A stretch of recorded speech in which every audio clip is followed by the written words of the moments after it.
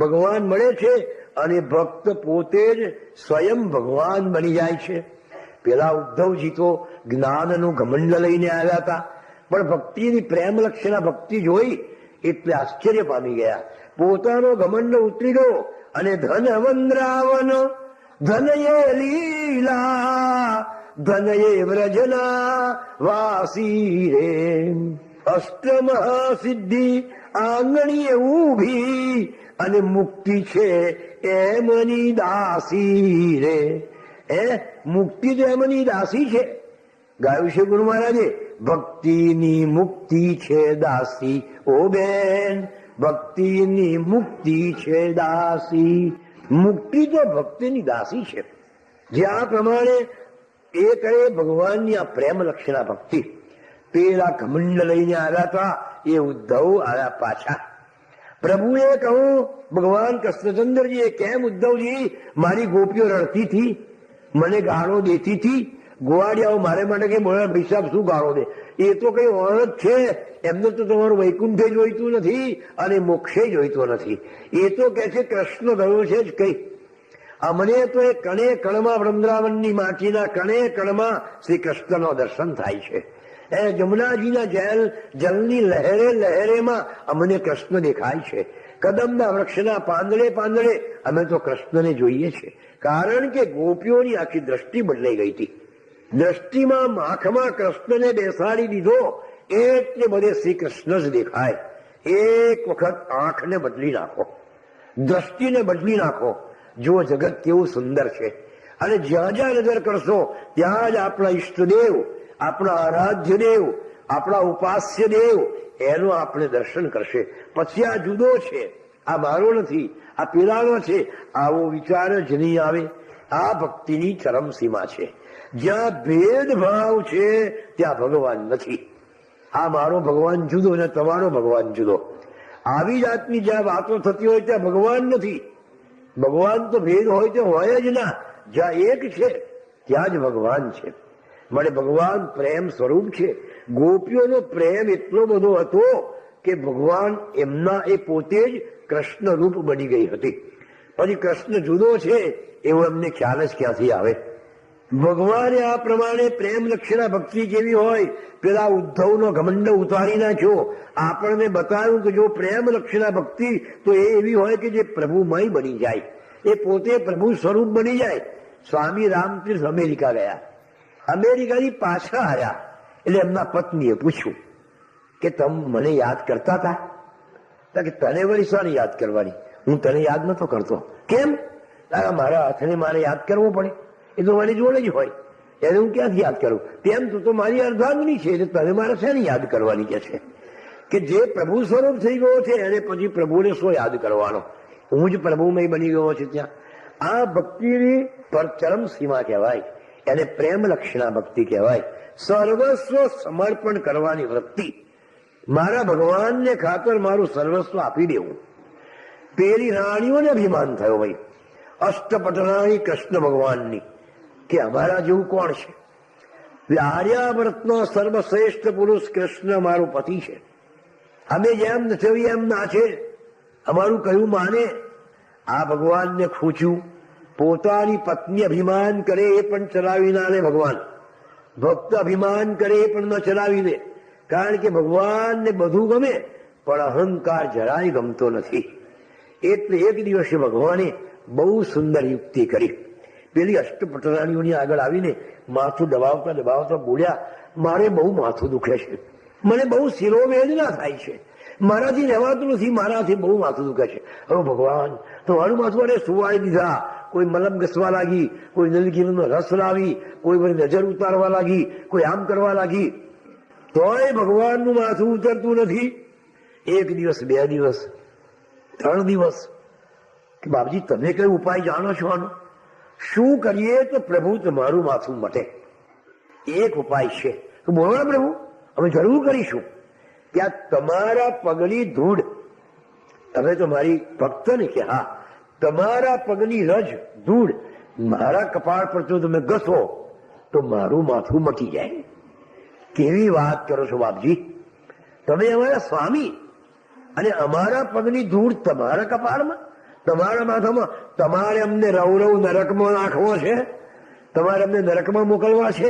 કેટલું મોટું પાપ લાગે અમને. ખરા છો ને તમે? તો બીજો કોઈ ઉપાય બતાવો. આ પાપ અમે ના કરીએ. અમારા ચરણની ધૂળ ભગવાન તમારા કપાળમાં અમારાથી લગાડાય. અમારે રવ નરકમાં પડવું પડે? તમારે નરકમાં નાખવાના છે અમને? તો નહીં મથે કે બીજો ઉપાય કહો. તોય ભગવાનનું માથું મટતું નથી. એટલામાં ઉદ્ધવજી આવ્યા કે ઉદ્ધવ, મારા બહુ માથું દુખે છે. દવા આપો, દબાવવાથી નહીં મળે ભાઈ. દવા બહુ કરી. એક દવા છે કે શું? કે તું મારો ભક્ત ખરો ને? કે હા, કેમ નહીં? તો તારા ચરણની રજ મારા માથા પર લગાડી દે તો મારું માથું મટે. કેવી વાત કરો છો ભગવાન? તો મારે મને નરકમાં નાખવો છે? હે મારા પ્રભુ, તમે તો તમારા ચરણની રજ મારે માથે લગાડવાની હોય, એને બદલે મારા પગની રજ હું તમારા માથે લગાડું? ભગવાન, હું નરકમાં પડું? રવ નરકમાં પડું? ના ના, એ પાપ મારાથી નહીં થાય. તો એક કામ કરીશ કે હા, તું વૃંદાવનમાં જા અને મારી ગોપીઓને કહેજે કે કનૈયાનું માથું દુખે છે, તમારા પગની રજ આપો. આપતી હશે મહારાજ. કેવી વાત કરો છો કે એમને નરકમાં પડવું છે? તું જા તો ખરો. આ તો પાછો આવ્યો અને એ જ આનંદ ગોપીઓ પાછા. વિક્રેતુ કામા ખલુ ગોપ કન્યા મુરારી પાદાન પિત ચિત્ત વૃત્તિ દદયાદિકમ્બો વશાદ વોચદ ગોવિંદ નામો ધર્માધવેતી. કૃષ્ણ કૃષ્ણ કૃષ્ણ કૃષ્ણ કૃષ્ણ કૃષ્ણ એમ નામ સ્મરણમાં કેટલો એમને આનંદ છે. અને એ પોતે જ કૃષ્ણમય બની ગઈ છે. એ આનંદ તો પરમાનંદ છે, એ જ્ઞાનાનંદ છે, આત્માનંદ છે. વિરલો કોઈ ભક્ત કે વિરલો કોઈ જોગી એ જ એ આનંદ અનુભવે. આ ગોપીઓ આનંદ અનુભવી રહી હતી. એ અભણમાં અભણ છે, ગામડામાં છે, એ ઢોણા ચારી ખાનારા છે, પણ જો ભગવાન એમના પર કેવી કૃપા કરી. એમની ભક્તિ પ્રેમ લક્ષણાએ એમને યોગીઓ અને બધાના કરતો એમને શ્રેષ્ઠ બનાવી દીધા. સર્વર્પણ સમર્પણ કરવાની વૃત્તિ. મારા ભગવાનને ખાતર શું કરી નાખું? એ ગોપીઓ ભર્યો, ગોપી આવ્યો હું પાછો. અલા ઉદ્ધવજી ફરી કેમ આવ્યા? શું કહેવડાવ્યું છે ભાઈ તમારા શ્રી કૃષ્ણે? મારી વાત તો સાંભળો. બોલો શું છે? તમારા કનૈયાનું માથું બહુ દુખે છે? કે હા. હવે એ માથું ઉતરતું નથી. એ મટાડવા માટે કોઈ ભક્તોના ચરણ કમળની રજ જો માથે લગાડીએ તો એમનું માથું ઉતરે. એટલે હું લેવા કોઈ ના મળ્યું. ચરણ મારા પગની રજ લેવા માટે ઠેઠ દ્વારકાથી તમારે અંદરાવા લાવવા પડ્યું? એવો કોઈ ભક્ત ના મળે. કઈથી મળે? તમને ભાન છે કામડિયા લોકો? તમને ખબર છે કે તમારા પગની રજ જો ભગવાનને માથે ચડે તો ભગવાનને તમારે નરકમાં જવું પડે. રવ નરકમાં તમે પડો. કેટલું બધું તમને પાપ લાગે. એટલે ગોપીઓ ખુમારીથી બોલી, લઈ જાઓ, આ પગ ઘસીએ, જેટલી ધૂળ ભરી લે એટલી લઈ જાઓ. મારા કનૈયાનું જો માથું ઉતરતું હોય તો એક વાર શું 1000 વાર નરકમાં જવા અમે તૈયાર છીએ. આમનું નામ ભક્તિ કહેવાય, આ ત્યાગ કહેવાય. મારા ભગવાનને જો સારું થતું હોય તો હું 100 વખત નરકમાં જઈશું. લઈ જાઓ. શું જોયા કરો છો? ઉદ્ધવજી તો ઠાઠાસ થઈ ગયા. આનું નામ પ્રેમ લક્ષણા ભક્તિ. ભગવાનને ખાતર સર્વસ્વ સમર્પણ કરવાની વૃત્તિ કે મને આ પાપ લાગશે, મને આમ થશે, આવો વિચાર ભક્ત ન કરે. મારા પ્રભુને શું ગમે, એને કેમ આનંદ આવે, એનો આનંદ એ જ મારો આનંદ. એમાં જો મજા માણીએ ને તો બસ જગત આનંદમય લાગે. એના આનંદમાં જ મારો આનંદ. આ ઉદ્ધવજી પાછા રજ લઈને ભગવાને કહ્યું માથું તો ઉતરી ગયું, પણ તમને સમજ પડી ગઈ ને કે બાપજી હવે ખ્યાલ આવ્યો કે શ્રેષ્ઠ પ્રેમ લક્ષણા ભક્તિ તો આ ગોપીઓની છે કે જેને સર્વસ્વ કૃષ્ણને સમર્પણ કરી દીધું. ભગવાને એમની વાસનાઓનું હરણ કર્યું હતું. કેટલાક ચારવાક પંથના કે બીજા વિચિત્ર માણસો ભાગવતજીના અમુક પ્રસંગોને બહુ જુદી રીતે ચિતરે છે. ભગવાને વસ્ત્રાહરણ કર્યું એને બહુ વિભત્સ રીતે કેટલાક મૂકે છે, પણ જો બરાબર સમજે, ભાગવતને બરાબર વાંચે તો એનો ખ્યાલ આવે માઇન્યુટલી ભાગવત વાંચજો. જો પેલી ગોપીઓ ભગવાનની પાસે એક દિવસ જાય છે અને પૂછે છે કે ભગવાન તમે અમને રાસલીલાનો દર્શન કરાવો અથવા રાસલીલા રમાડો, ત્યારે ભગવાન કે છે 1 વર્ષ પછી રમાડીશ. 1 વર્ષની મુદત આપે છે. આ રાસલીલાનો અર્થ આપણે એવો કરીએ કે છોકરાઓ છોકરીઓ દાંડિયા લઈને ચારે બાજુ ઘૂમે, એ રાસલીલા નહીં.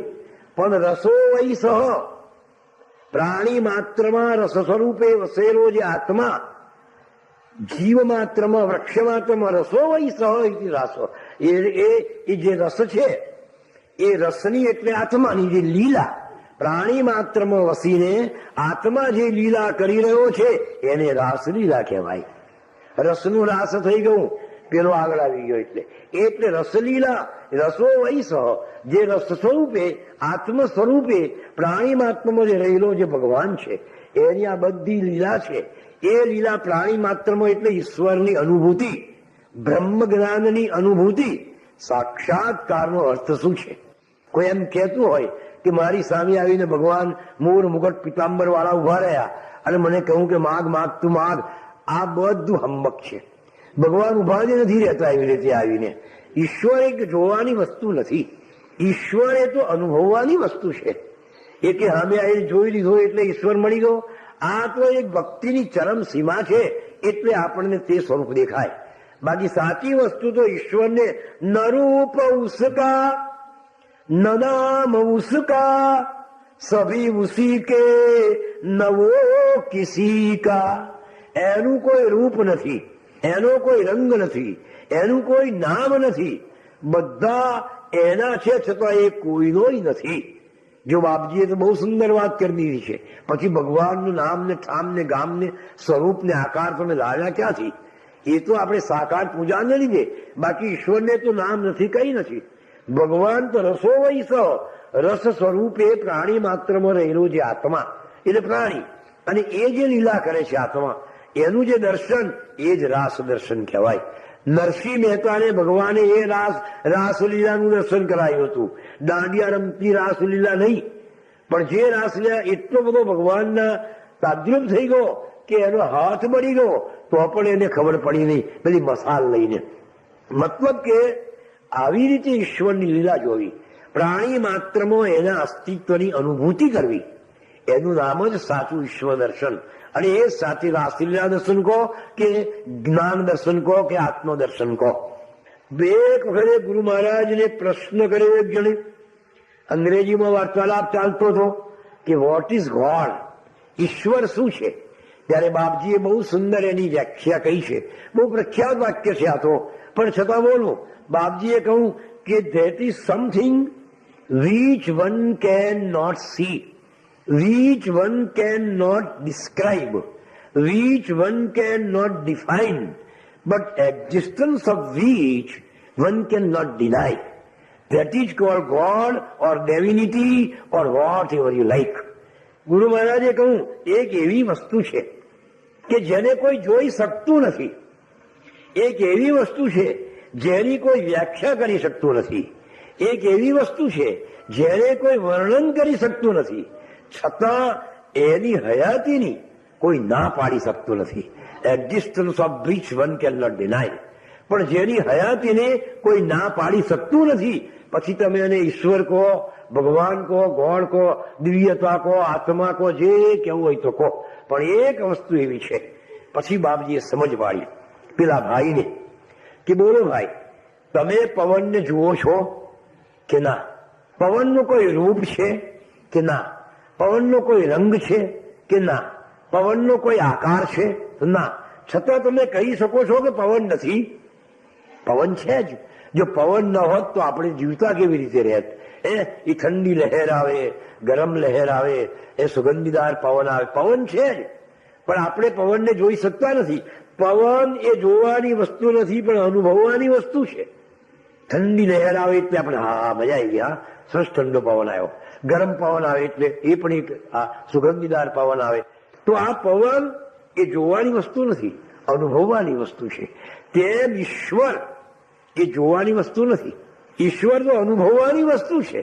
આત્મ સાક્ષાત્કારનો અર્થ એ જ થાય કે પ્રાણી માત્રમાં, અરે ગુરુ મહારાજ તો કહે છે કે વસ્તુ માત્રમાં જેને ઈશ્વરના અસ્તિત્વની અનુભૂતિ થાય, બધે જેને દેખાય, એનું નામ જ સાક્ષાત્કાર, એનું નામ જ આત્મ સાક્ષાત્કાર. મારે સર્વમાં સર્વેશ્વરને જોવાની વૃત્તિ, એ જ ભગવાનની સાચી ભક્તિ. પછી મૂર્તિમાં જ ભગવાનને જોઈએ અને બીજામાં ભગવાનને ન જોઈએ તો એ સાચી ભક્તિ નથી. મૂર્તિ તો પ્રતીક છે. ખરા તો આ છે, જીતે જ ગુરુવારે જનતા જાદવ પતિતર છોડ્યા, દર્શન કાજે મંદિર દોડ્યા, પછડાતા પડછાયે રોયા, તેને ઠરવાનું કોઈ ઠામ નથી, જેના દિલમાં દીનની દાય નથી, એવા દુરીજનનું અહીં કામ નથી. જનતા જાદવ પતિતર છોડ્યા. આ પ્રાણી માત્ર એક પ્રભુનું સ્વરૂપ છે. તમે એની સેવા છોડી દીધી અને પેલી મૂર્તિના દર્શન કરવા ગયા. સાચી જો દાસ્ય સેવા ભક્તિમાં તો મા બાપની સેવા, પોતાના પતિની સેવા, ગરીબની સેવા, પછી આ રોગીઓની સેવા, એ જ ભગવાનની સાચી સેવા છે. હા, એક વખત એવું બન્યું કે એક મંદિરની અંદર એક સોનાની થાળી આવીને પડી. પેલા પૂજારીએ જોઈ કે સોનાની થાળી છે તો એ લેવા ગયા. મોટી થાળી, હા, એટલે લેવા ગયા એટલે થાળીમાંથી અવાજ આવ્યો. આ તો વાત બીજા દેશની છે. એટલે થાળીમાંથી એવો અવાજ આવ્યો, it is to be given to my true devotee, મારા સાચા ભક્તને આ થાળી આપજો. પૂજારી વિચાર કર્યો કે સાચો ભક્ત તો હું જ ને વળી, 3 વખત આરતી કરું છું, ભોગ ધરાવું છું, વાઘા પહેરાવું છું, બીજો કયો ભગત છે, એટલે હું જ લઈ શકું આ. એટલે એને થાળી પકડી એટલે પેલો ચોંટી ગયો થાળી સાથે. અંદરથી અવાજ આવ્યો કે તું ભક્ત નથી, તું ભક્ત નથી. કે હું ભક્ત નથી? કે ભાઈ મહિને પગાર લેસ તું, એની જમીનનું ઉત્પન્ન લેશે તું. જેમ એક કારકુન ઓફિસમાં જઈને કામ કરીને મહિને પગાર લે, તેમ તું પૂજા કરીને પગાર લે છે. તો એકનું એક જ ને, કઈ ભક્તિથી નહીં, પણ તારા પેટને ખાતર તું આ પૂજા કરે છે, એટલે તું ભક્ત નથી. આવી એક માણસની માનવ સહજ વૃત્તિ છે કે આપણે છેતરાયા હોય અને બીજા 4 છેતરાય ત્યારે આપણને કરાર પડે. હા, આ એક મારી તમારી બધાની એક માનવ સહજ વૃત્તિ છે. એક છોકરો નપાસ થયો, રડતો હતો કે હું નપાસ થયો, બીજો આવ્યો તો હું નપાસ છે એમ, અડધું રડવાનું જતું રહ્યું. ત્રીજો આવ્યો તો હું નપાસ થયો છે એમ, ચોથા હું નપાસ થયો, સારા માસ્તરો લેવા છે, બધા નપાસ કરે છે. બધો ખુશ થઈ ગયો, લો પાસ થયો આવ્યો તો ઉદાહરણ, પણ બધા હરખા મળ્યા ને એને.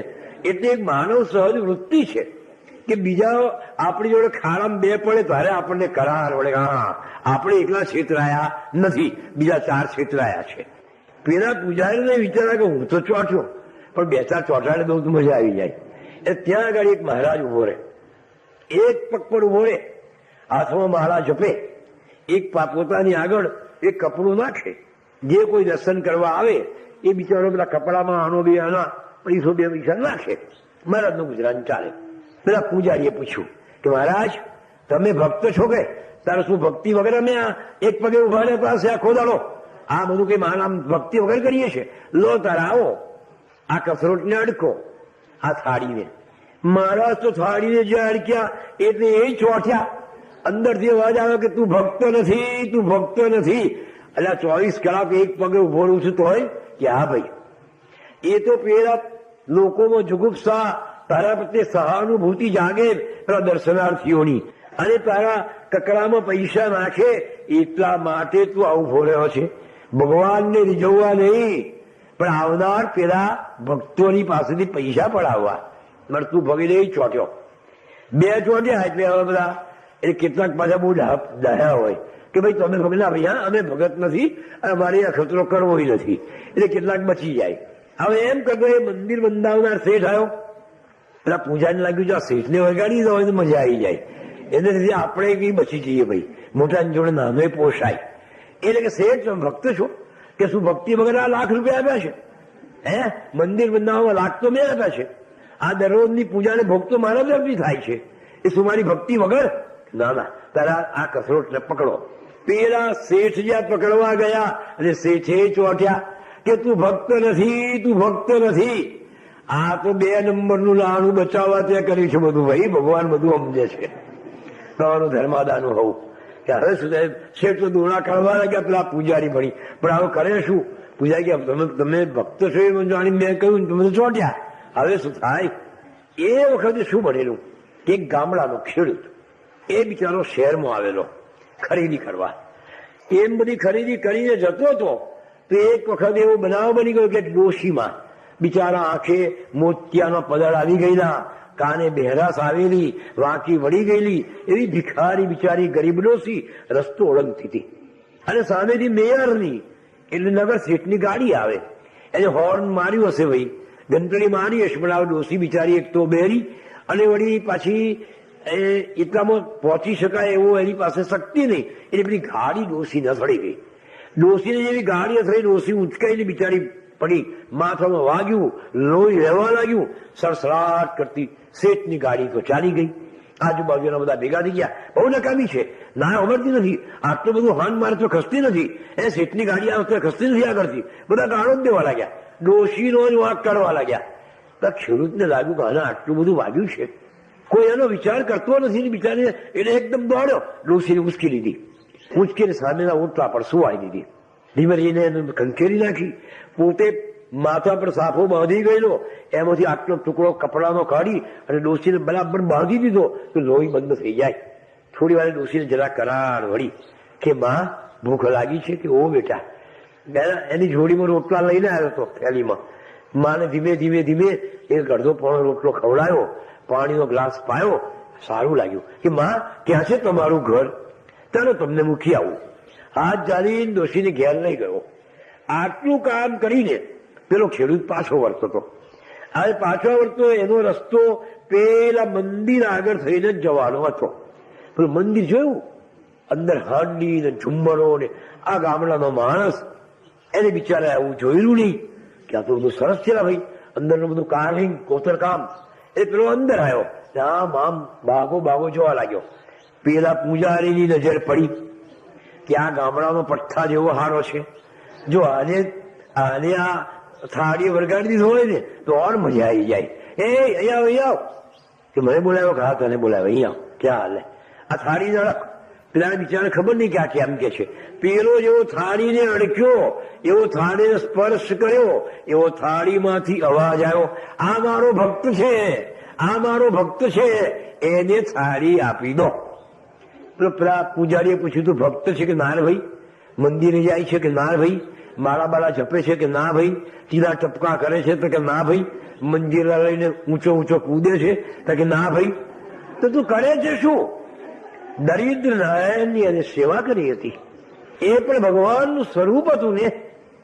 ગરીબની સેવા, દુખિયાની સેવા એ પણ પ્રભુનું સ્વરૂપ છે. માતા પિતાની સેવા એ પણ પ્રભુનું સ્વરૂપ છે. એ મા બાપની સેવા એ ભગવાનની જ સેવા છે. મા બાપને ટળવળતા રાખીને પછી દેશ સેવા કરવા નીકળે ને એનું કઈ વળે નહીં. હા, પહેલા ચેરિટી બિગિન્સ ફ્રોમ હોમ. તારા ઘરની સેવા પહેલી કર ભાઈ. એટલે બાપજી ઘણી વાર કહેતા કે કુટુંબ સેવા, કુટુંબ છોડીને કુટુંબના માણસોને ટળવળતા રાખીને, એમને દુઃખી કરીને, એમને ભૂખે મારીને તમે ભક્તિ કરો ને તો ભગવાનને તમારી ભક્તિ મંજૂર નથી. કુટુંબ સેવા એ પ્રભુના સ્વરૂપો છે. એવી સુંદર વાતો એ તો ઘણી વાર કરે કે આપણે દરેકના ઘરમાં પંચાયત દેવ હોય છે. પંચાયત એટલે 5 બ્રાહ્મણો રાખે ખાસ કરીને. હવે બ્રાહ્મણો શિવ પંચાયત હોય, કોઈ માતાજીનો ભક્ત હોય તો દેવી પંચાયત, સૂર્યનો ભક્ત હોય તો સૂર્ય પંચાયત. તો તે જે દેવ હોય એને વચ્ચે મૂકવાના, અને આજુબાજુ બીજા 4 દેવો આવે. એમાં ગણપતિજી આવે, શંકર ભગવાન આવે, વિષ્ણુ આવે, સૂર્ય આવે અને માતાજી આવે. આ પંચાદેવની પૂજા બ્રાહ્મણોએ દરરોજ કરવાની હોય. દરેકના ઘરમાં પંચાયત દેવ હોય, ખાસ કરીને શિવ પંચાયત હોય બ્રાહ્મણના ઘરમાં.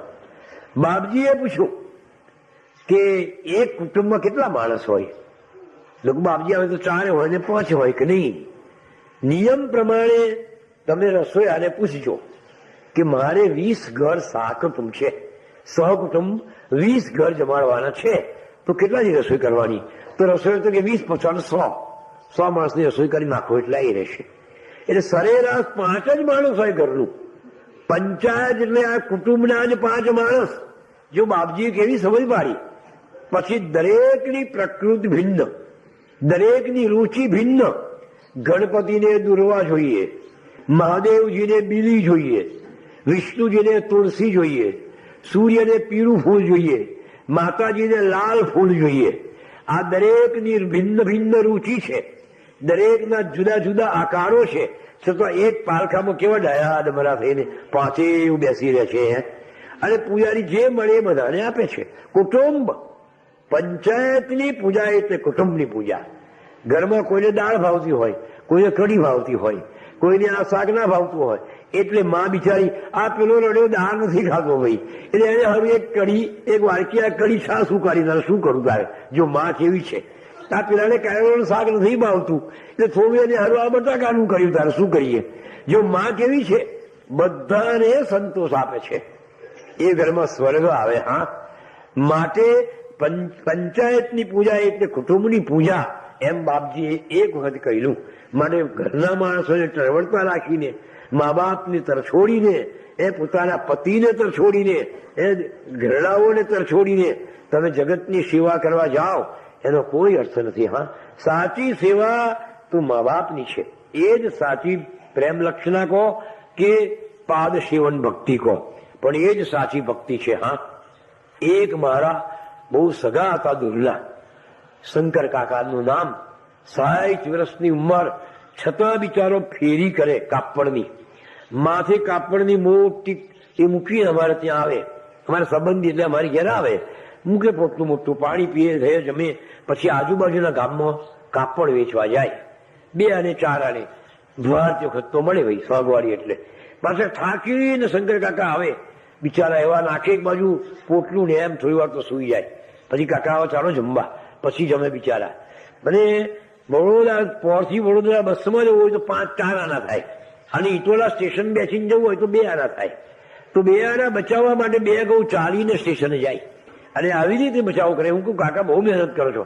મારો હરિવદન છે ને ભાઈ, કોલેજમાં ભણે છે ને, બહુ ખર્ચો આવે છે, એટલે મારે આ બધું કરવું પડે. મારે થોડા દાડા પછી પાસ થઈ જશે ને, ફાઇન નોકરી મળશે એને, પછી મારે કશું નહીં કરવાનું રહે. કેટલી ડોસાની બિચારાની આશા, અને આવી મહેનત કરે. હરિવદન MSc થયો. અમદાવાદની મણિનગરની એક કોલેજમાં એ પ્રોફેસરની નોકરી મળી, અને પ્રોફેસર સાહેબ બની ગયા, છોકરાઓના બાપ બની ગયા. આમ તેમ એક દિવસ મારે જવાનું થયું ભાઈ અમદાવાદ. મેં કહું લાય આજ તો હરિવર્ધનની ઘેર જઈએ, માણિક તય ગાડી મણિનગરમાં. હું તો એનો બંગલો રાખેલો, ત્યાં ગયો. પ્રવેશ બંગલામાં કર્યો કે ડાબે હાથે જ શંકર કાકાનો ખાટલો, ડોસા સુતેલા. મેં ઓળખ્યા, કહું કાકા અહીં છો? આ હું તો બેસો એમની ખાટલા ઉપર. એટલી ગંદી ચાદર, ડોસો ગંધ મારે, મોકણ ચોંચણ. બાપાની સેવા થતી નથી મારા મનમાં. મેં કેમ કાકા? હું મને ઓળખ્યો તો હા ભાઈ તારી તબિયત સારી છે, તારે કેટલા બાળકો છે આજે પૂછ્યું. એટલે આમ હરિવદન આવ્યો. હા હું તો તારી ઘેર બહુ વાર થયું રે. ઉનાળો ભાઈ, એટલે એને હવે ઉનાળાની સહજ પડી, એટલે એને જમવાનું બનાવેલું રસપુરી મારે માટે. રસ કાઢેલો આ સમજ્યા. હવે પેલા ડોસો સહજ પડી એટલે પાણી આપો, મને પાણી આપો ભાઈ. અલા મને પાણી આપો, પણ કોઈ પાણી જ ના આપે. એને 20-20 વર્ષના તો છોકરા, એ વ્યાસના, એ હરિવદનના. એટલે એના છોકરા દાદાને પાણી આપને, તો ના નહીં આપવાનું. વ્યાસને કહ્યું ઓલા હરિવદન કાકાને પાણી કેમ નથી આપતા? કે પાણી આપીએ છીએ ને, અને પછી એ પેશાબ કરે છે યાર, અને પેશાબ કરે એટલે એમને કોણ થયા કરે, એટલે અમે સમજીએ એમને પાણી આપતા જ નથી. સારું ભાઈ મારું મેં કહું. હવે રસપુરી બનાવેલો તો ડોસો કદાચ શું બનાવ્યું છે, મને ખાવાનું તો આપો કઈ. આટલા ડોસા માગે છે, કાકા માગે છે. અરે ભાઈ ખવાડવા એમને પચતું નથી, અને રાત્રે ખવાડીએ ને પછી ઝાડા થાય, કોણ સાફ કરે? એ બધી મગજમારી એના કરતા હજી ખાવાનું જ અમે નથી આપતા. આખી રાત ડોસો પાણી પાણી કર્યા કરી. મારો એટલો જીવ ભરી ગયો, આ પેલાને હજી આગળ જઈને રહેવાય નહીં, એ પાણી લાવો, અને ભાઈ ખાવાનું કઈ પણ ના આપ્યું. સવાર થયો, સ્નાન કર્યું પેલા વ્યાસે હરિવદન, બ્રાહ્મણ ખરો ને પાછો, બાબાનો લોટો ભરી અને પોળના નાકે મહાદેવજીનું મંદિર હતું, ત્યાં એ પૂજા કરવા જતો. મકું ભાઈ આ સાચા શંકરને આખી રાત તરસે માર્યા, અને આ પથ્થરના શંકરને તું પાણી પીવાળવા જાય છે. એ તારું પાણી સ્વીકારશે ખરા? સાચો શંકર તો આ બાપ છે. એને તો પાણી ભરી અન્ન બધું શંકર આવે ખરું, અને તેને પાણી આપ્યું. અને હવે પેલા ભગવાન, મૂર્ખ, તારું અન્ન ખાવું એ પણ પાપ છે. હા, ગુરુ મહારાજે ગુરુનામતમાં લખ્યું છે કે કોનું અન્ન ખાવું ને કોનું ન ખાવું. જે મા બાપને દુભવતો હોય એને ચંડાળ ગણ્યો છે. હા, આપણા શાસ્ત્રોમાં ચંડાળોની વ્યાખ્યા છે. એમાં પહેલો ચંડાળ તેને કહીએ